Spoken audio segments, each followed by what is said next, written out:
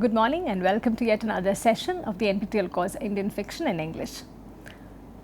In today's lecture, we are trying to look at a set of novels which have generally been known as Gandhian novels. We are not looking at the novels per se, as we shall of course be looking at those novels in various other lectures. The purpose of today's lecture is to examine the construction of these set of novels under the label Gandhian novels. And in that sense, we shall be critically inquiring into the role played by the image of Mahatma, the figure of Mahatma Gandhi, in the construction of Indian novels in English. If you've been following the lectures, the previous lectures, you would have gathered by now that there is a particular way in which the origins have been projected. There is an unbeatable and a very definite kind of nationalist enterprise which is also linked to the project of the novel. And in this process, the figure of Gandhi plays a very dominant role, which is what we had been noticing in the discussions, in the plot structures of the novels, and also in the many themes and many symbols which have been projected as part of these novels and the discussions. And it's rather commonsensical by now to understand that the Anglophone novels of the 1930s and 1940s have generally been understood as Gandhian novels. And we also realize that when we look at the history of the early 20th century, we find Gandhi's shadow in almost all aspects of late colonial India. The different phases of the nationalist struggle and even the different phases of our engagement with colonial modernity, it is also when they all have been defined with the definite role played by Gandhi in one way or the other. And there are very telling examples in the novelistic output, especially from the 1930s onwards. In Untouchable, there is an entire segment which has Gandhi's speech, particularly towards the climax, towards the end of the novel. And in Raja Rao's Kantapura, we know that the protagonist of the novel, Murthy, is described as a little mountain with an obvious reference to Gandhi as a big mountain. And Murthy's character is also fashioned in such a way that we get a sense of what kind of an impact that Gandhi and the Gandhian ways of political activists have had on his life. And in many other novels of the 1930s and 1940s, we also find the depiction of Gandhian style agitations and Congress rallies. And whenever the nation is being invoked, whenever the anti-colonial struggles are being invoked, we find very compelling references, and we find very compelling references to the Indian National Congress and as well as its leaders, particularly Gandhi. And one of the earliest historians, M.K. Naik, he also referred to the Gandhian whirlwind, which was part of the early Indian English fiction, particularly written in the 1930s and 1940s. Having said that, we ask a question which has already been asked by Snehal Shingavi in his essay The Mahatma as Proof, the Nationalist Origins of the Historiography of Indian Writing in English. Snehal Shingavi asked this very compelling question: what makes a text Gandhian, and how much Gandhi does one need before a novel becomes a mouthpiece of Gandhian politics? This question definitely does not have a proper designated kind of an answer. If you survey through the literary histories and the critical writings about the Gandhian phase, about the Gandhian novels, about the Mahatma impact in these early Indian fiction, we also realize that there is a very stark absence of a proper critical engagement to find out how Gandhian these works are and what elements particularly make these texts Gandhian. And there is a reason and rationale for this that one could find in the historical and critical tradition. And this lecture, which also draws from Snehal Shingavi's work, is an attempt to try and unpack these various elements which went into the making of what now we understand as Gandhian novels. Let me also now take you through the trajectory of the emergence of the novel, particularly as it has been written in the later years when the history of Indian writing in English generally began to emerge. There was a national consensus about the 1930s right from the beginning. When I say the beginning, right from the beginning, when the Indian English novel per se began to deserve an academic and critical attention.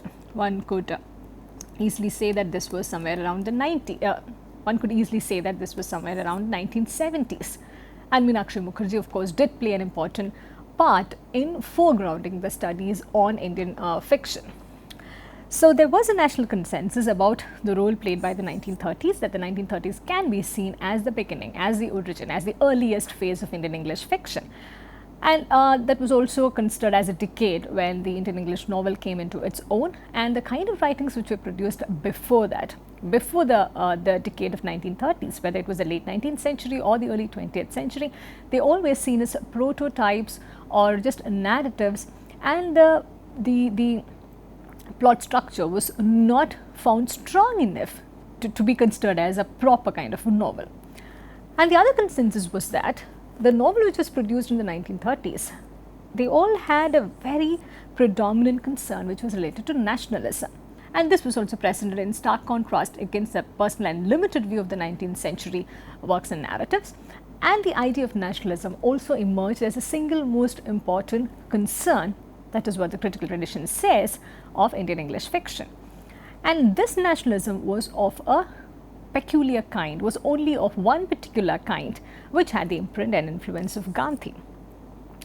There were of course criticisms as well as positive reinforcement that this was meant for a European readership primarily. We find some of the earlier writings, particularly from Iyengar and also from the other early novelists, where they also talk about their need for some kind of a sympathetic approach from the European reader and from the European critic.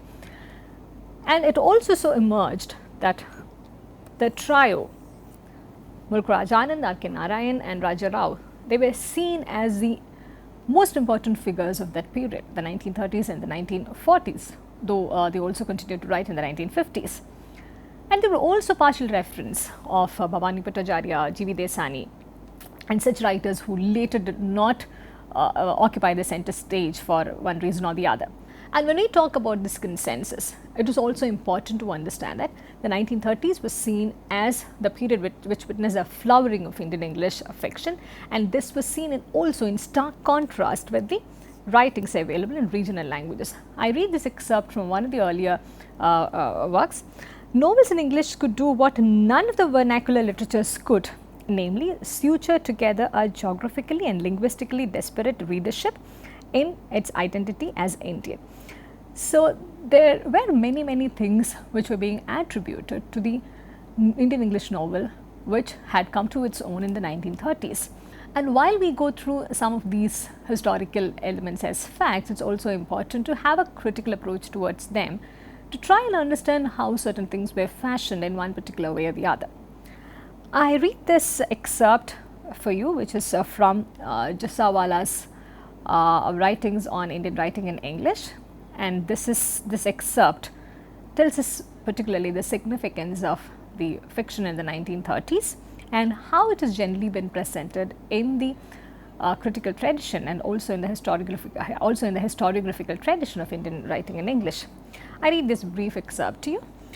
It is no mere coincidence that there came a sudden flowering of Indian fiction in English in the 1930s, a period during which the star of Gandhiji attained its meridian on the Indian horizon.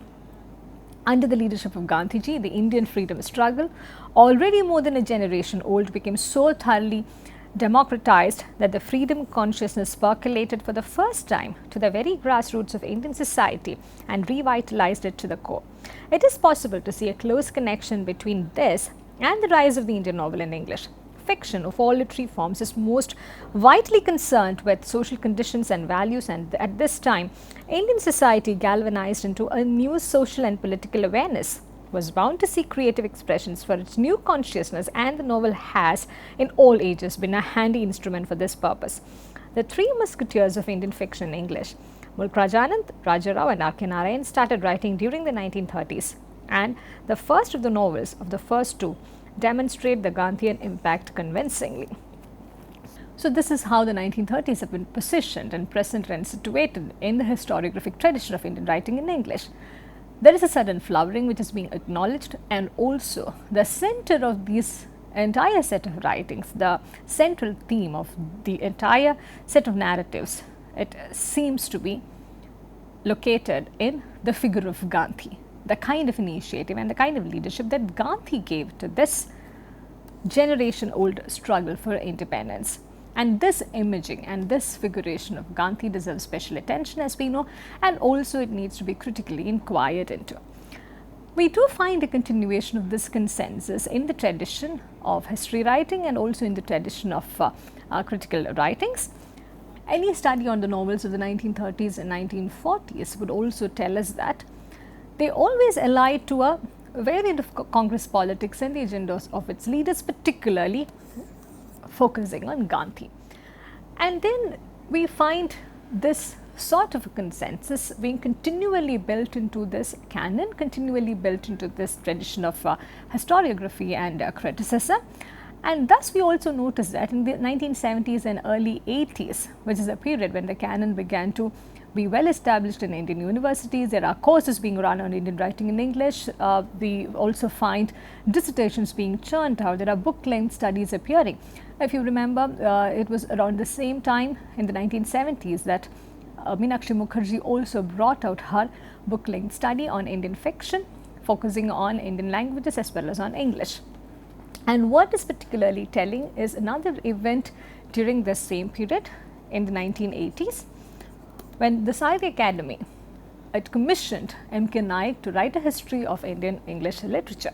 And this is also seen as one of the authoritative works on Indian writing in English. And this is also seen as one of those works which address the absence of a proper historiographical framework or a proper critical tradition for this domain, which was by then known as Indian writing in English. And the observance of the continuation of this consensus in all of these works from the 1930s well into the 1970s and 1980s, it is very interesting to notice.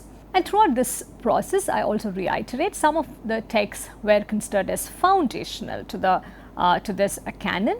And in terms of fiction, it was Anand's Untouchable, Narayan Swami and Friends, and Rao's Kanchapura. Two of these works we shall be taking a look at.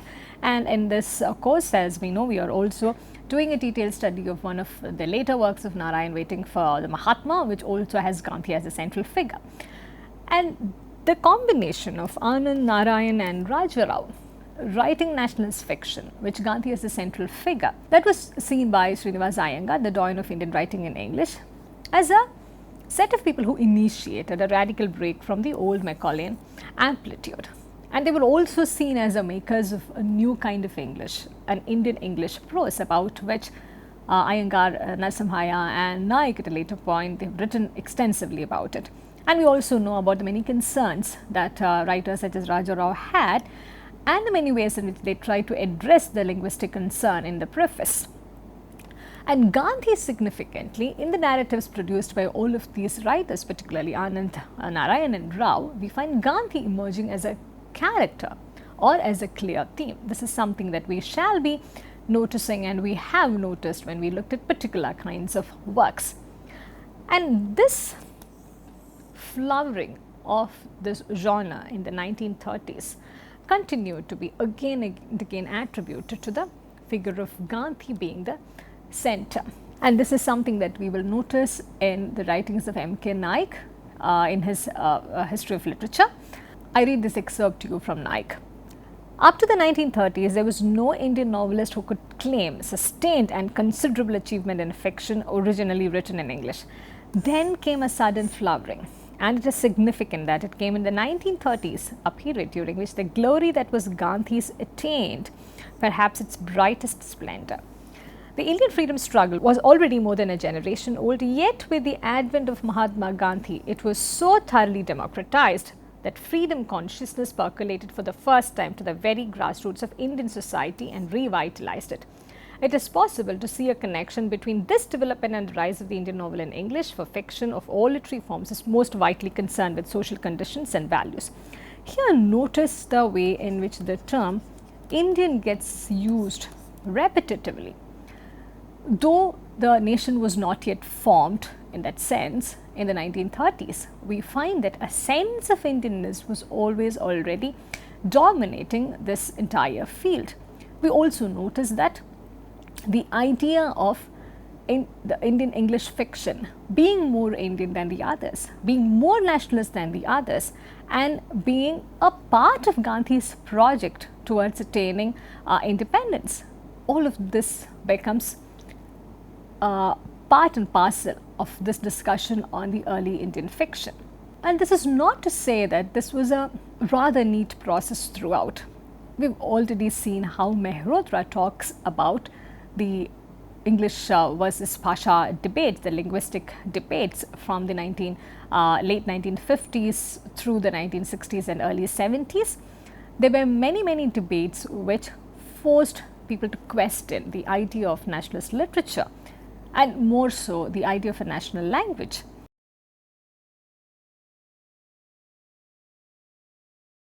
There were also the debates which presented Hindi versus English. So amidst these many difficult tussles, it was important to project English also as a language of nationalist literature, because this was also tied to the questions of loyalty. There was this obvious way in which English also had the colonial residue compared to the other Indian languages. And it is in this context that we find Wadia's intervention extremely important, and we find that here there is a very deliberate, a very conscious attempt being made to present English also as a nationalist literature. And at some level, when we read through this excerpt, we will also realize that this presence of English has been more nationalist than Hindi. And this is something which has a very different kind of an important implication at a later point, as later Ijaz Ahmed would remind us that any document which is produced in English, it tends to be accepted as a national document. Coming back to Wadia's defense for English, I read the excerpt for you. Let it not be forgotten that the best work of Indian National Congress has been done in English, that the constitution has been drafted in English and is yet to be translated into understandable Hindi, that Sarojini Naidu spoke and wrote patriotic lyrics in English, that savants like Aurobindo and Radhakrishnan have thought out systems of philosophy in English, that Vivekananda's works revitalizing Hinduism were all in English. With these great examples before us, let not any Indian think that patriotism can be the monopoly of only those that can lisp in Hindi or a regional language. This is a very definite and clear-cut move towards establishing English also as one of the nationalist languages. And this we also realize that serves a lot of significance in the context of the history of Indian writing in English. And I also present to you this case which Narasimhaiah talks about in one of his essays. He talks about the many difficulties that the Indian universities had to face when one of these earliest Indian English novels had to be prescribed for study in the universities, and this had to be done by replacing the proper British texts which were from the English canon. I read to you this case study which Narasimhaiah presents. Kantapura was prescribed in a South Indian university for undergraduate study in 1964. The award of a prize for The Serpent and the Rope in 1963 by the Sahitya Academy at Delhi as the best novel in English by an Indian for the preceding 3 years, one assumed had helped to make Rajarava respectable and part of the establishment. But no, for before long those responsible found themselves to be the target of a vicious campaign to compel the university to withdraw Kantapura from the prescriptions because ostensibly it was obscene and because it was written in Indian English. Letters were written to the press. Resolutions were passed by interested English teachers associations in some colleges demanding the prescription of Jane Austen's Pride and Prejudice in place of Kantapura, and the executive council of the university directed that the academic council take steps to withdraw the prescription. And a range of events follow.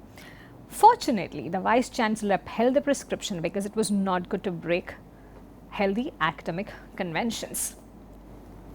Here we find that there are certain steps which are being involved in a canon making process, in which the university syllabi of course plays a very significant role.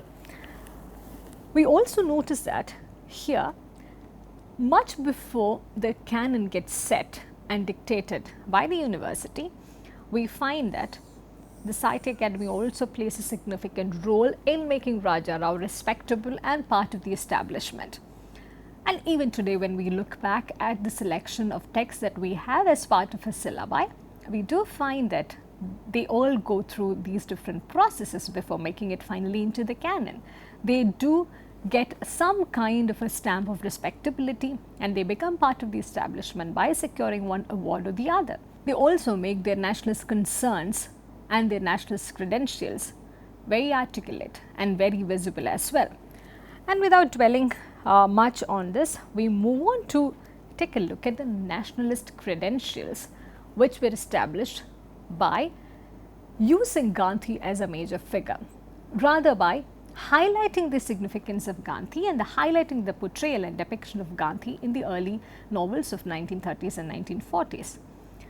Due to these various reasons, as Narasimhaya talks about, and as Wadia is being forced to defend English against Hindi and other Indian languages, we realize that the nationalist credentials of this language and the work produced in this language, which is English, it had to happen at some point or the other. It was not as if always already the work written in English language had a consensus and had an acceptance and respectability.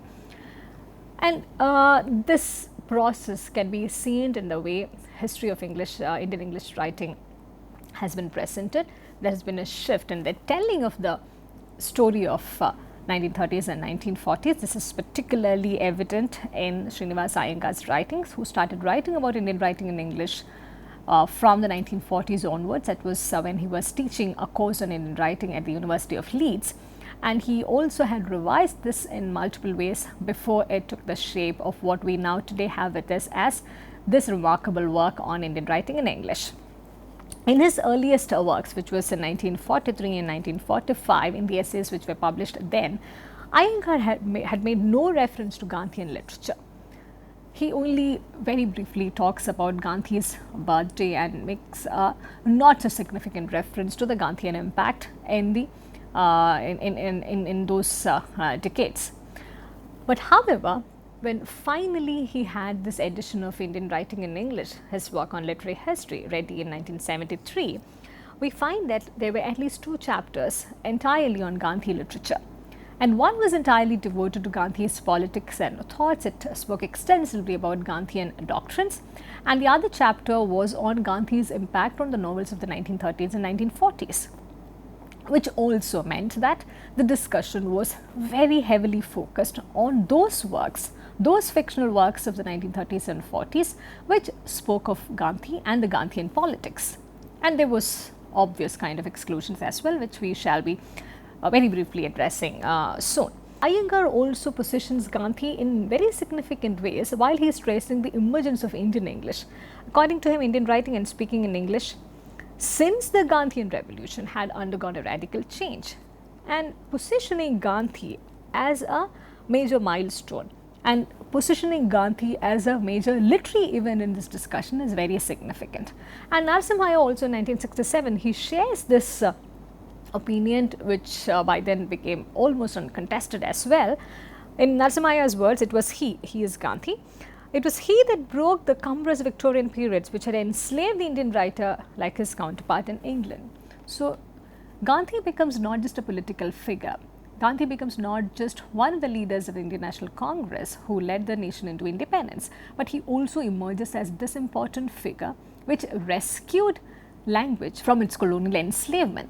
He also becomes this figure who brought about a certain kind of revolution in the artistic articulations of through this language. And what were the implications of this? Let me also remind you that there is a rather long and complicated history to this. It was not as neat as a process as we describe or think of it today. I also encourage you to read through the original texts which are prescribed for you, go through the critical readings which have been prescribed.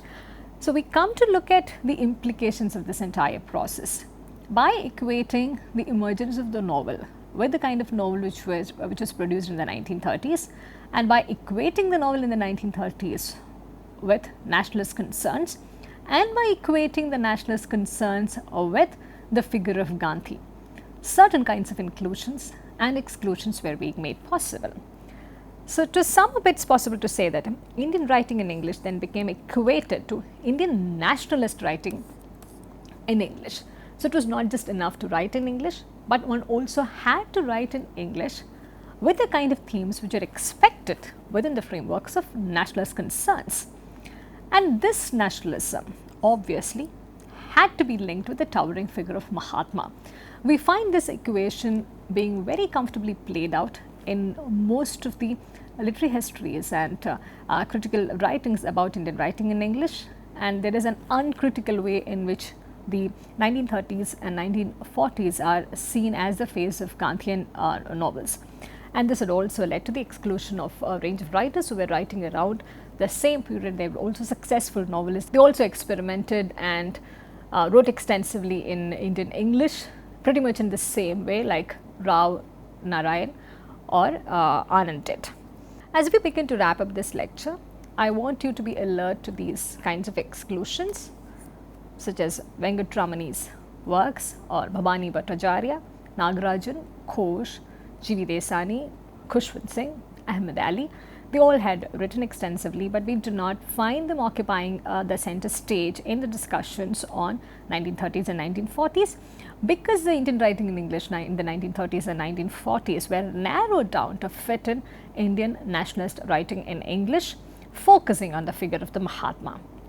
And of course, there were no women for a long time to come, and we will also be talking about the different kinds of absences of women novelists and how their presences were also being overshadowed in multiple ways. That is perhaps the discussion for another lecture. And this is again not to say that the figure of Gandhi can only be seen in the novels of the 1930s and 40s, or that there was a certain kind of a conspiracy at work to bring in Gandhi rather forcefully into the narratives. This works in a rather different way. This is how perhaps all kinds of canon and historiographical traditions also work. So coming back to this point, this is not to say that Gandhi was entirely absent in the later novels, but the figure of Gandhi which made a comeback in the later novels, it was entirely different. It was not in the same way as Gandhi was present in the works written during the 30s and 40s, because that was also the phase of heightened nationalism. And if you look at some of the later novels, especially of Nayanthara Sehgal, she published A Time to Be Happy in 1958, which was narrated by an unnamed Gandhian worker. In this work, we find that Gandhi is being used as the touchstone against which the idea of Indian is defined. So there is an ideal way in which Gandhi continues to be projected even in the late 1950s. I also advise you to take a look at this chapter, Gandhi and Literary India, in Priyamvada Gopal's book-length work, The Indian English Novel. There she also talks about the many ways in which Gandhi is being projected in some of the other writings of Nayanthara Sehgal as well. So with this, I also remind you again to take a look at Shingavi's essay, which was referenced in the beginning of this lecture, and also try and understand the various kinds of methodology which are being used to critically understand and critically unpack the existing frameworks and even some of the commonsensical ideas which are part of our available critical tradition and historiographical tradition. I thank you for listening, and I look forward to seeing you in the next session, and we shall be continuing to take a look at some of the Gandhian novels, look at the many elements of the look at the many Gandhian elements in them, and also critically unpack them based on the critical writings which were being made available on them. Thank you.